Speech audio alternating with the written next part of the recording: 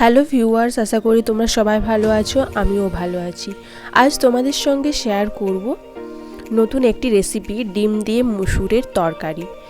তো বাড়িতে তেমন কোনো সবজি বা মাছ মাংস কিছুই না আনা থাকে, তাহলে তোমরা কিন্তু এই ডিম দিয়ে মুসুরের এই তরকারিটা খুব সহজেই বানিয়ে নিতে পারবে। তো চলো শুরু করা যাক। প্রথমেই আমি 3টা ডিম সেদ্ধ করে নিয়েছি জল আর লবণ দিয়ে। তোমরা এখানে ডিমের পরিমাণটা বেশিও দিতে পারো, আমি 3টা দিয়েছি। এরপর সেদ্ধ করে হাফ করে কেটে নিয়েছি, আর আগে থেকেই আমি মুসুর কলাই সেদ্ধ করে নিয়েছি। এরপর কড়াইয়ের মধ্যে কিছুটা তেল দিয়ে এক এক করে ডিমগুলোকে লবণ হলুদ দিয়ে ভেজে নেব।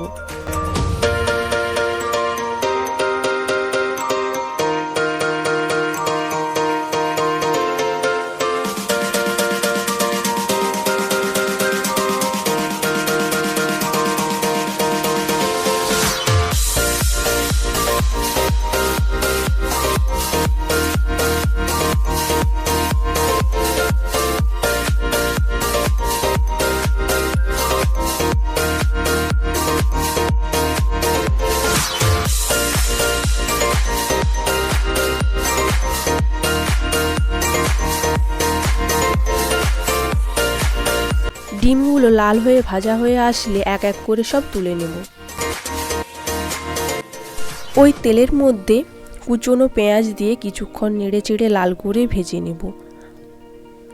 হালকাভাবে লাল হয়ে ভাজা হয়ে আসলে কুচনো টমেটো দিয়ে আরও কিছুক্ষণের জন্য টমেটোটা ভেজে নেব। টমেটো নরম হয়ে আসলে বেটে রাখা রসুন, আদা, লঙ্কা, জিরে গুঁড়ো, স্বাদমতো লবণ, হলুদ গুঁড়ো, লঙ্কা গুঁড়ো দিয়ে কিছুক্ষণের জন্য আরও কষিয়ে নেব।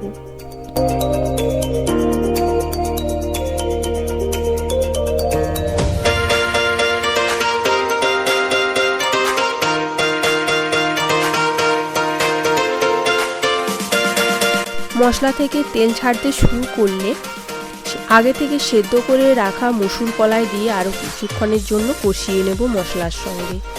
কিছুক্ষণ কষানোর পর কিছুটা জল দিয়ে ফুটিয়ে নেব।